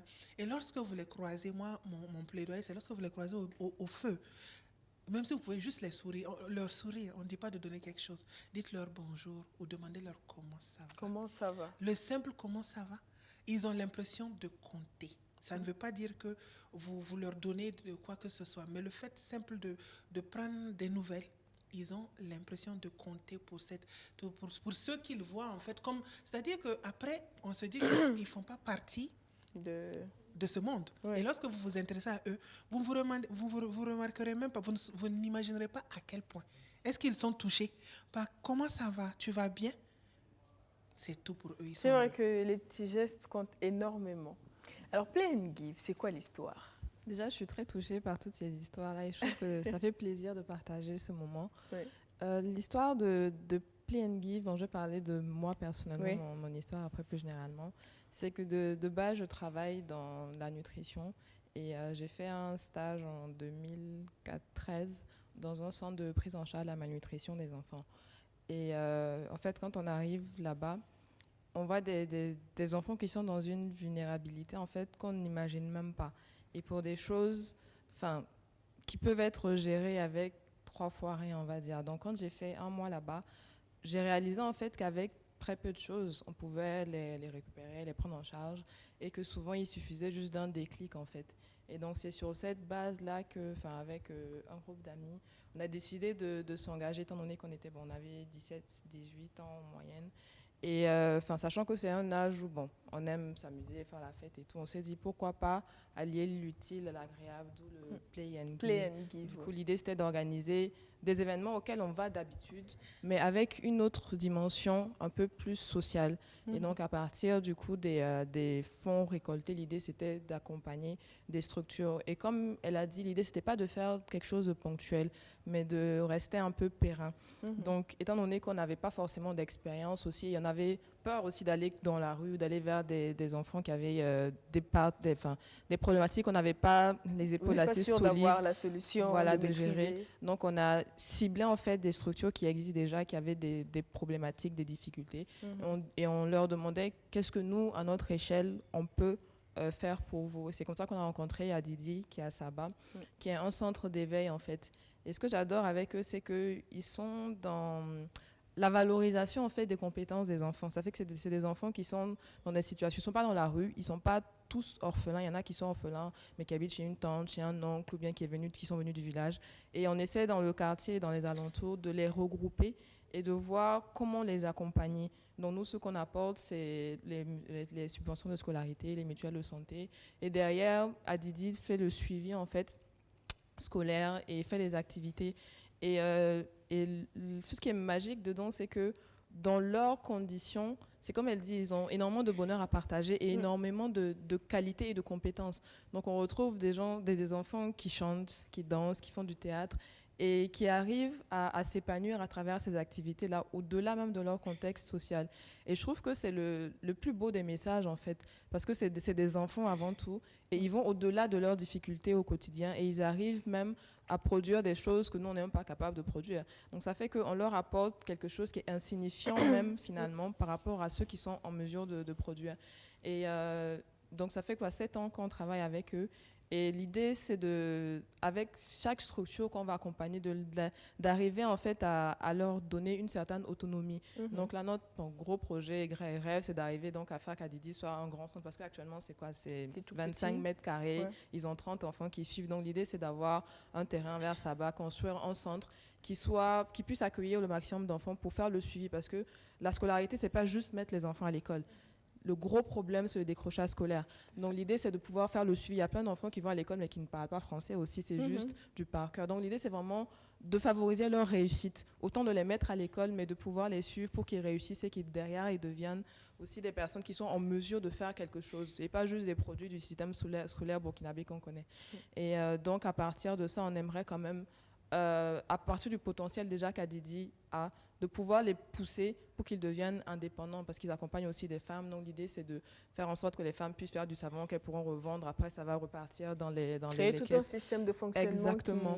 qui existe soit seul. Voilà, D'accord. pour qu'ils soient autonomes. Parce qu'ils ont plein d'idées, ils ont plein de petits projets, mais il faut juste qu'on les booste en fait pour qu'ils arrivent à faire quelque chose. Et ce qui est bien avec eux, ceux qui ont vraiment la motivation, la volonté, et ils arrivent à faire des choses extraordinaires au-delà même de ce que nous, on leur apporte. Donc ça nous motive encore à faire énormément de choses pour eux. Et après, on a travaillé avec des orphelinats, d'autres associations, mais c'était des actions beaucoup plus ponctuelles. Notamment, je pense qu'il y a un mois, on a travaillé avec un projet Songtaba pour les déplacés de Kongoussi, par exemple. Donc, on a fait une collecte de fonds et on a fait un don au SP Conasur pour envoyer des vivres et des fournitures scolaires pour les enfants pour la rentrée. Et on est plus focalisé sur les enfants parce qu'on se dit que c'est l'avenir, en fait. Si au niveau des enfants, tout se passe bien, on arrive à développer une idéologie, rien que faire passer un message et arriver à leur transmettre certaines valeurs. Au-delà de l'apport financier, on essaie aussi d'apporter certains messages aux enfants, que ce soit la solidarité, que ce soit sur l'environnement, parce qu'on arrive, par exemple, moi, j'aime pas quand ils jettent les trucs par terre pendant qu'on est en train de faire une activité. Je me dis, c'est des choses qu'on doit leur transmettre aussi à travers les moments qu'on passe avec eux. Pas seulement juste venir donner de l'argent et partir. C'est vrai qu'on n'a pas forcément tout le temps le temps, mais au moins les petits moments où on est ensemble, essayer de faire partager le peu que nous aussi, on sait qu'on a, en tant que, au-delà même de l'apport personnel, de pouvoir créer un lien aussi avec les enfants et de les voir grandir, de les voir évoluer. Je trouve que c'est la principale chose qu'on gagne personnellement aussi à s'impacter. Comme il dit, c'est un don de Dieu. Parfois, on me demande qu'est-ce que tu gagnes dedans. Qu'est-ce que tu gagnes à le faire? Je ne sais pas, quand je finis, je suis contente. C'est tout ce que j'ai à dire. Quoi. Je sais pas, c'est pas quelque chose moi, j'adore les enfants déjà de base. Donc, pour moi, c'est naturel, on va dire. Et le fait de travailler aussi avec des gens qui partagent ta même vision, tu dis que finalement, ensemble, on peut faire des choses extraordinaires. Donc, pourquoi s'asseoir, critiquer, dire que le pays est comme ça, on n'a pas ci, on n'a pas ça, alors que nous, à notre niveau, on a les moyens de pouvoir faire quelque chose, et même si c'est pour changer la vie d'une ou deux personnes, c'est déjà mieux que de s'asseoir derrière sa télé et de critiquer. Une personne à la fois, c'est vrai qu'on arrive, sans s'en rendre compte, à faire pas mal de choses. Et justement, collaborer avec des personnes qui ont à peu près la même vision ou qui ont envie d'impacter de la même manière sa communauté. Nous avons Flora sur ce plateau, qui justement accompagne Play and Give. D'accord. Donc, comment ça démarre avec Flora? Comment ça démarre Déjà, je dirais que ça a démarré depuis mon enfance par ma maman. Okay. Parce que ma maman, c'est quelqu'un qui, à chaque fin d'année, tu dois obligatoirement avoir un truc à donner au village. Que ce soit tes habits, tes anciens livres, tes cahiers, voilà. Donc, ça a commencé par là. Et chaque année, on enlève, ne serait-ce que 2-3 habits, tu fouilles dans ton placard, ce que tu as comme ancien habit, tu mets ça dans un petit coin et on doit rassembler pour amener au village. Voilà, donc c'est parti de là. Et cette année, j'ai commencé mon activité, ça fait 2 ans. Je me dis, je n'ai pas assez, mais le peu que j'ai, je vais essayer d'agrandir ça. Au lieu de me limiter à mes habits, non. Je vais peut-être essayer de voir ce que je peux faire pour cette fin d'année. Ensuite, cette fin d'année qui n'a pas été vraiment facile, on va essayer de voir ce qu'on peut faire et essayer d'aider les orphelins, les enfants de la rue et tout, voilà. Et l'idée est venue de là. Mon frère et moi, on a dit, on va essayer de s'associer. Notre petite structure avec la grande structure Play and Give pour nous aider en fait à organiser une soirée caritative dans le but de collecter des fonds pour venir en aide les plus démunis et tout, voilà. Donc c'est parti de là. Et je dis bien, je prends l'exemple de Sandrine et Monsieur Sodia, voilà. Ce sont des exemples. Il faut bien commencer. Et je me dis que c'est mon genre le début d'un commencement. Et j'invite aussi les entrepreneurs, les jeunes qui sont quand même, qui se disent, voilà, c'est vrai comme il a dit, on repasse sur toi, hein. Comme il a dit, c'est un don de Dieu, voilà.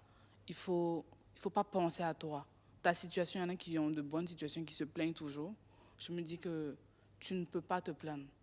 Rends grâce et essaie de voir ce que tu peux faire pour aider les autres.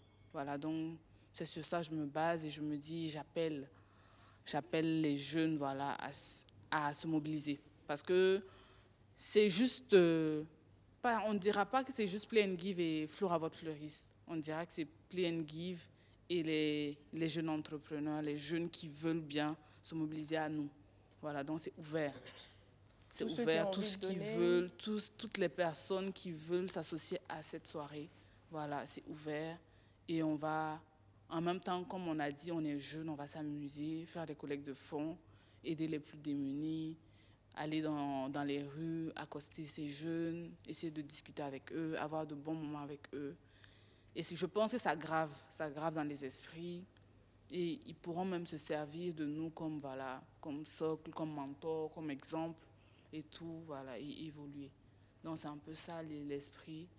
Et d'ici là, je pense avoir des expériences comme Sandrine, voilà. Ah, je sens que Sandrine en a inspiré sur ce plateau. Voilà, donc c'est un peu ça.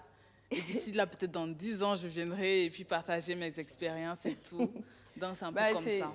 Voilà. C'est tout ce qu'on souhaite à toutes les personnes qui vont croiser ta route. Et c'est vrai que souvent, moi, je me demande si la charité est bien vue sous nos cieux.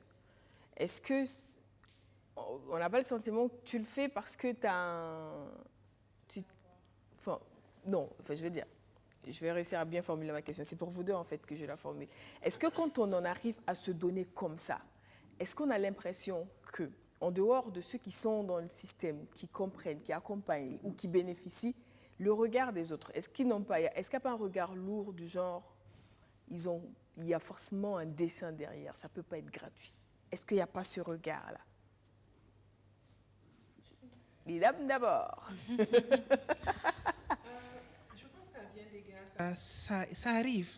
C'est-à-dire que parfois, dans la rue aussi, ça arrive. Parce qu'il y a des moments, il y a des gens qui disent aux enfants, faites attention, hein, puisque ce n'est pas clair. Pourquoi est-ce que... je me souviens une fois, ils ont dit quand même à des enfants, c'est pas clair, pourquoi est-ce qu'ils s'occupent de vous? Elle vous connaît? C'est bizarre, hein, vous allez faire comme ça et puis quelque chose va vous arriver. Et en fait, ça peut arriver. Maintenant, moi, je n'ai pas l'oreille. Honnêtement, je n'ai pas l'oreille pour entendre très loin.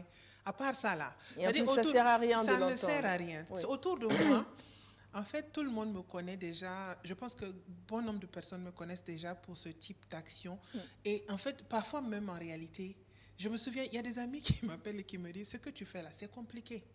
Donner et puis partir, c'est plus facile. Mais toi, tu portes le problème toute ta vie. C'est ça. En fait, effectivement, donc j'ai trop peu de temps pour entendre ce que les gens peuvent s'imaginer, comment est-ce que les gens peuvent le percevoir. Ce qui est important, c'est mon rapport avec l'autre. Comment est-ce que lui le reçoit et comment est-ce que moi, je peux amplifier ce que je fais. Sinon, il est arrivé qu'on dise aux enfants de faire attention. Et puis, je me souviens qu'ils leur ont dit, si elle veut, elle n'a qu'à nous tuer. Parce qu'au moins, c'est elle qui s'occupe de nous ici. Vous nous regardez au quotidien, vous ne pouvez que nous mettre en garde contre elle. Donc, ça existe. Hein. Il y a des gens qui vont dire ceci ou cela. Pardon, il y a des gens qui vont dire ceci. J'oublie donc, tu vois que je peux ouvrir le micro. Il y a des gens qui vont dire ceci ou cela, mais oui. Mais de ce que j'observe, quand je vois effectivement des gens faire des actions, il y a toujours quelqu'un pour dire non, c'est ceci, c'est cela. Parce que lorsque, par exemple, tu fais une action, je dirais par exemple comme Play and Give, et que tu reçois, si tu as demandé justement que des gens vous appuient, tu es obligé de faire de la redevabilité. C'est clair. Tu dois dire, j'ai fait ceci, j'ai fait cela. C'est obligé. Ce n'est pas pour se montrer, c'est pas du... Tu as pris l'argent, tu as fait quoi avec? Il faut que tu communiques là-dessus pour que tu puisses avoir une certaine crédibilité. Maintenant, quand ces personnes-là font ça, il se trouve des personnes pour dire que la main qui fait ceci, c'est vous qui savez ce que la main là doit faire. Moi, ma main, elle va faire ce qu'elle peut faire. Oui. Non, dans ce milieu, il faut vraiment avancer sans faire attention. Parce que sinon, on va te démoraliser dès la première action. On va te dire ceci et cela. Et il faut des personnes justement aussi, par exemple, lorsque on prend les enfants, quand par exemple elle dit oui, on n'est pas leader, ce que vous faites évite à ces enfants de se retrouver dans la rue. Parce qu'il y a des orphelinats qui ferment. Il y a des familles démunies qui se retrouvent dans la rue. Oui. Donc lorsque tu suis un enfant dans la rue et tu l'extrais, l'action ne s'arrête pas là. On s'est retrouvé à construire des maisons de parents qui sont tombés avec les pluies parce que lorsque tu veux sortir l'enfant, où est-ce qu'il va aller? La seule maison que son père est tombée. Donc, il faut trouver, même si c'est banco, même si c'est encore pour combien de mois, ça va tomber. C'est avec les moyens qu'on a qu'on fait les choses. Donc, les actions que vous menez sont tout aussi importantes. Et ce que les gens disent là, ils n'ont qu'à dire. Qu'ils aient la force de dire et que nous, on ait la force de continuer. C'est tout. C'est tout ce qu'on demande. Tout simplement. C'est déjà. Vas-y. C'était pour ajouter à ce qu'elle a dit. Avec le micro. Oui, c'était pour ajouter en fait, à ce qu'elle a dit. C'est vrai, il y en a qui vont te démoraliser, il y en a qui vont te soutenir. Je prends l'exemple tout bête où j'ai fait une proposition à une personne sur cette soirée. J'ai dit, bon, essayons de faire ce qu'on peut pour cette année. Elle m'a dit, ah non, moi je ne suis pas dans ça hein, et tout. Mais ici, j'ai compris que par la Jaguar, qu'on ne force pas. Tu le fais quand tu veux et quand... Tu n'as pas besoin d'avoir des moyens, par exemple. Tu as différents... Si tu as cette volonté et si tu as ce don-là, tu donnes tes différents et le simple fait de les voir heureux, ça te procure de la joie. Mais il y en a qui n'ont pas ça, en fait, dans leur cœur. Donc, un peu, c'est ce que je veux dire. Il ne faut pas écouter. Ceux qui vont t'accompagner acceptent, mais ceux qui ne peuvent pas ne les obligent pas. Et ceux qui diront que c'est pas bien ou si tu as une idée derrière la tête et tout, tu les laisses parler ou tu ne prêtes même pas l'oreille. Tu avances et puis voilà. Tout simplement. Parce que c'est dans tout. Quoi que tu fasses, il y aura des gens qui vont... Vous voulez pas laisser monsieur parler, hein? Non, vas-y. Moi-même, j'aime pas trop parler. Vas-y. C'est le sujet central, en fait. Là.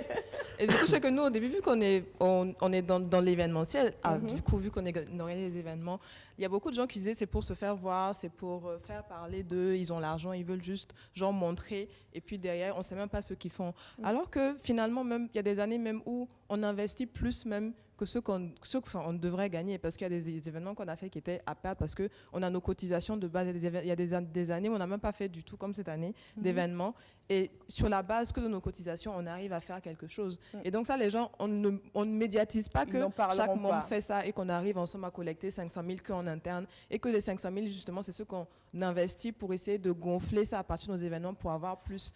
Et derrière, les gens voient juste, ils veulent juste se faire voir. Et moi, au début, je sais que c'était quelque chose qui nous faisait mal parce qu'on arrive, on est insouciant, on a juste eu l'idée, on veut faire quelque chose. Et derrière, les gens, au lieu de t'accompagner, ils te disent, non, c'est parce que vous avez trop d'argent que vous voulez donner, c'est parce que vous voulez vous faire voir que vous voulez donner. À un moment, ça te casse, surtout quand il y a des gens, quand tu dis que tu fais une collecte de fonds pour des orphelins, ils disent, moi-même, je suis orphelin. Moi, je gagne, moi. Même moi, il faut me soutenir. Et du coup, avec le temps, quand tu vois l'impact que ça fait, tu essaies de passer au-delà de ça. Mais honnêtement, au début, c'est très dur, surtout quand tu n'as pas la confiance aussi dans ce que tu fais et que tu titubes un peu. C'est compliqué, en fait. Et moralement, je trouve que, après, nous, on a essayé de se booster ensemble en interne. Au début, on ne voulait pas de parents parce que souvent, c'est un peu politique. Donc, on est resté un peu en interne nous-mêmes. On a essayé de se motiver ensemble. Et c'est pour ça que je trouve que c'est important d'avoir des gens autour de soi qui ont la même vision que toi et qui t'accompagnent. Parce que je pense que si, par exemple, j'étais seule avec 2-3 personnes, il y a longtemps que j'aurais arrêté personnellement. Parce que tu as forcément des moments où tu te dis, est-ce que ça sert vraiment? Est-ce que c'est important? Est-ce que tu remets en cause même tes propres intentions? Est-ce que les gens n'ont pas raison? C'est parce que j'ai envie de me faire voir. Est-ce que finalement, tu n'as pas une intention que toi-même tu connais pas? Qu'est-ce que je gagne en fait? Ils arrivent même à te faire changer, mais finalement, c'est pas ça en fait. Tu es là parce que tu as envie de le faire. Comme il y en a leur passion, je sais pas, c'est la communication, d'autres c'est le maquillage, elle c'est les fleurs. Enfin, moi je finis, je suis contente. Elle finit avec ses enfants, elle rentre chez elle ce soir, elle a la satisfaction d'avoir fait quelque chose. C'est ça en fait. Donc, chacun son truc comme on dit. Il faut du temps pour faire. J'ai envie d'avoir l'avis de LH parce que quand même, lui, il est devenu, son nom est sorti comme on le dit. Et quand ton nom est sorti, on sait ce que ça donne. Donc, j'ai envie d'avoir son avis sur cette question-là. Mon avis sur ça, je me dis qu'au début, il faut croire à ce que tu fais. D'accord. C'est-à-dire, en donnant, il ne faut pas attendre quelque chose en retour. Okay. C'est-à-dire, le seul moyen d'avoir un bon retour, ça doit venir de Dieu. Parce que si tu attends ce que soutenir une autre personne pour qu'il sorte dire qu'il m'a soutenu, merci ou tout ça, non. Quant à moi, quand je soutiens quelqu'un, je me dis Dieu m'en donnera aussi. Okay. Il y a des fois qu'il y a des gens qui viennent me demander du soutien, j'en ai pas. Mais souvent, ça me fait mal de leur dire j'ai pas. Je peux te dire va et puis tu reviens. Je fais de sorte que le jour que tu vas venir, je puisse avoir ce que je t'ai promis pour te donner. J'aime pas dire non, sincèrement dit, parce que je me dis, quand je suis venu au monde, je ne suis pas venu avec un habit. c'est peut-être quelqu'un d'autre qui est venu rendre visite à ma maman qui a payé une paille pour venir pour la donner, me couvrir à l'hôpital. Et peut-être quand je ne serai pas de ce monde aussi, c'est quelqu'un d'autre qui va aller de son argent, aller payer un tissu pour qu'on m'emballe, pour aller m'enterrer. Donc dans la vie, il faut soutenir si tu as le moyen. Et quand Dieu te donne les moyens de donner le sourire à quelqu'un, il faut le faire. C'est très important. Wow. Parce qu'on ne va pas partir avec notre richesse. Tout ce qu'on a, on va laisser ça ici. Le plus important, c'est de donner le sourire à quelqu'un. Ajouter quelque chose. Il faut que les gens retiennent une chose dans cette vie. Chacun a un rôle à jouer dans ce monde. Nous sommes assis à la télé, il y a un caméraman qui est en train de filmer. Il est né pour ça. Bah, s'il n'était pas là, Ça dit, vous êtes présentatrice, vous êtes né pour ça. Nous, par exemple, en tant qu'humoristes, nettoyeurs et tout ce que nous faisons, nous n'avons pas choisi d'être comme ça. C'est Dieu qui nous a fait sortir comme ça. Et comme il a dit, il ne faut pas faire les choses pour attendre quelque chose en retour. Parce que le problème des gens aujourd'hui, quand ils font quelque chose, c'est parce qu'ils attendent quelque chose en retour qu'ils sont toujours dessus. Bah oui. Oui. Quand tu veux faire la chose là, fais. Celui qui veut t'envoyer un bon retour, qu'il t'amène ça. S'il ne veut pas t'envoyer aussi, dans tous les cas, la vie continue. C'est un peu comme ça. C'est-à-dire ce sont des choses, tant que tu ne la vis pas, c'est difficile d'expliquer. Nous, deux fois, on mène les actions, mais il y a des moments où on est là, c'est chaud. Toi-même, tu te cherches. Tu te demandes qui t'a entraîné dedans. Mais à un moment donné, je me dis, si Dieu a pu me permettre de faire telle ou telle chose, c'est parce qu'il connaît la suite. Donc moi, je ne m'inquiète pas de comment la suite va se passer.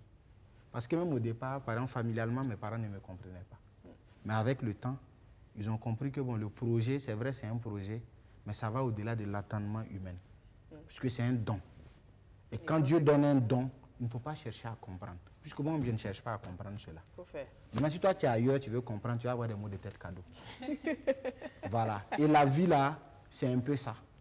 Je n'ai pas trop étalé les choses. Par exemple, le projet qui a un coût global de 57 milliards de francs CFA. Tu vas dire ça à quelqu'un, il va te dire que tu es un fou. Ou alors on va te dire que tu as déjà voilà. l'argent. Pourtant, effectivement, avant de lancer le projet, j'étais en terminale. Je dirais que je vois un cadreur ici, on a été même des collègues à Koudougou. On a fait la terminale ensemble. Et c'est en terminale, j'ai écrit le projet. D'accord. C'est-à-dire je n'avais rien. Et tu l'as écrit. Voilà. Et c'est C'est-à-dire il longtemps faut que après. les gens croient. Il faut qu'ils croient à la chose. Par exemple, le projet doit employer 32 000 personnes. Quand je répète ça avec mon équipe, il y a beaucoup qui me regardent comme ça, que lui, là, sa tête, là, ne travaille pas. Mais si Dieu a pu me permettre de réunir l'argent pendant 4 ans, 57 milliards, c'est quoi? C'est rien. C'est ça. Donc, c'est une question de grâce. Et cette grâce-là, elle est très, très, très, très difficile à expliquer à quelqu'un qui n'a jamais expérimenté ça. Ce n'est pas une histoire de mosquée, d'église et autres. Tu dois avoir une propre foi interne en toi, avant que l'homme de Dieu même ne s'adresse la parole. D'accord. Et c'est suite à ça, maintenant, ta foi sera renforcée. Tout simplement. Voilà. Et le défaut ici au Burkina, c'est parce que nos parents, vous m'excusez du terme, vous enseignez tout le temps à nos frères et sœurs, école, école, école, concours. Et puis à la fin, on est plus de 2, 3, 4 millions à ne pas avoir du boulot. Il faut amener vos enfants là, à s'intéresser à autre chose. Il faut réfléchir aussi. autrement. C'est important. Il nous reste 3 minutes d'émission.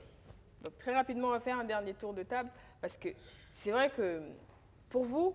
Pardon. Hein. Oui. Voilà. Non, Je voulais- attends, je voulais dire aux attends, gens- il finit pour non, moi. attends, il a dit aux gens, vous savez, quand Dieu te coiffe, personne ne peut te coiffer encore. Demandez à ceux qui n'ont pas de cheveux, ils vont vous expliquer. Bon, bref, ok, donc tu as dit pour toi. Donc, on va faire un dernier tour de table. C'est vrai que avec vous, c'est déjà acquis, mais il y a des personnes qui hésitent encore ou peut-être qui se demandent c'est quoi l'intérêt. Vraiment, en 30 secondes, chacun un dernier message. On ne peut pas épuiser ce sujet-là aujourd'hui. On a juste souhaité le mettre sur la table pour se dire, on arrive en décembre, ça peut être intéressant d'y penser. Parce que l'année s'achève, une nouvelle année s'amène. Et si on peut faire une bonne action avant de passer à la nouvelle année, il ne reste plus que ce mois-là. Donc, il faut y penser. Je vais commencer par Flora. Déjà, moi, ce que je peux dire pour cette fin d'année... Dans le micro? Moi, ce que je peux dire pour cette fin d'année, c'est faites parler vos cœurs. Pas forcément à faire comme les autres. Tu peux faire des petites actions autour de toi, devant ta porte, dans le quartier. Pas besoin Tout de... petit, Voilà. et puis voilà. Voilà. La soirée caritative, c'est pour quand? C'est pour le 18 de décembre. Le 18 Voilà, décembre. le 18 décembre. D'accord.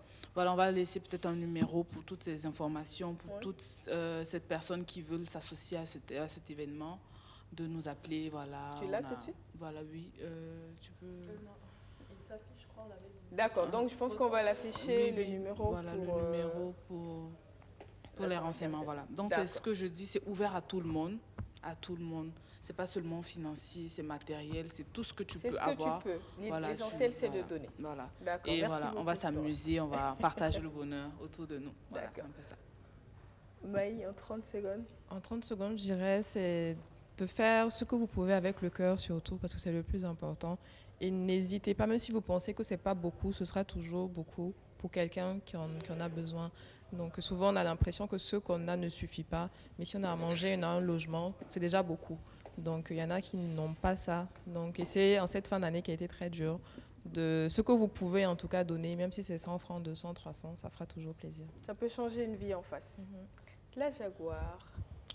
Tout ce que j'ai à dire, on ne donne pas parce qu'on en a. Le fait de donner, c'est un don que Dieu donne à l'homme. Et en tant qu'humain, la seule chose qui doit vous faire mal, c'est quand quelqu'un qui vous doit de l'argent. À part ça, moi personnellement, tu m'insultes, tu as tout fait, je m'en fous. Mais si tu me dois de l'argent, on peut faire palabre à cause de ça. Donner, c'est important. Sinon, le reste là, ce sont des détails inutiles. Ce que tu peux faire pour aider les autres, fais. Si tu ne peux pas faire, tu la fermes et puis tu t'assois. Merci. C'est dit. Eladj. Quant à moi, je demande à tous ceux qui ont les moyens de soutenir ceux qui en ont besoin, qu'ils n'hésitent pas, qu'ils font parler leur cœur. Que Dieu bénisse tout le monde et que Dieu nous aide tous. Amen. Sandrine. Moi, déjà, je voudrais dire merci pour tous ceux qui sont déjà engagés, qui ont cette conscience. Et à tous les autres, je voudrais dire simplement, ouvrez les yeux, soyez attentifs et déjà, regardez ne serait-ce qu'autour de vous. Si chacun fait quelque chose, ne serait-ce que dans son environnement proche, ensemble, nous allons arriver à impacter le monde et à changer le visage du monde. Voilà, merci. C'est très important. Merci beaucoup à vous tous. Moi, j'ai juste envie de vous dire vraiment un grand merci. Que Dieu vous accompagne et vous donne plus de force dans ce que vous faites. Oui, effectivement, il y en a qui, comme vous, sont engagés, donnent de leur temps, donnent de leur énergie, donnent du peu qu'ils ont, ou peut-être qu'ils en ont beaucoup et qui n'hésitent pas à donner. C'est très important parce que quelqu'un l'a dit sur ce plateau, personne n'a choisi de venir sur Terre. On ne sait pas où est-ce qu'on atterrit quand on arrive. On ne sait pas pourquoi on y est. On ne sait pas de quoi demain sera fait. Alors aujourd'hui, ce que l'on peut faire, pourquoi ne pas le faire? Donc j'espère que vous l'aurez compris et que vous avez passé un agréable moment avec nous sur ce plateau. En tout cas, un grand merci à chacun d'entre vous, également à vous, chers téléspectateurs, qui avez pris de votre temps pour nous regarder, qui peut-être à partir de cet instant est en train de chercher ce que vous allez bien pouvoir faire pour terminer cette année en beauté. C'est important, on vit ensemble, partageons, c'est très important. À demain avec un autre sujet, d'autres invités. Merci de rester fidèle à BF1, prenez grand soin de vous. Au revoir.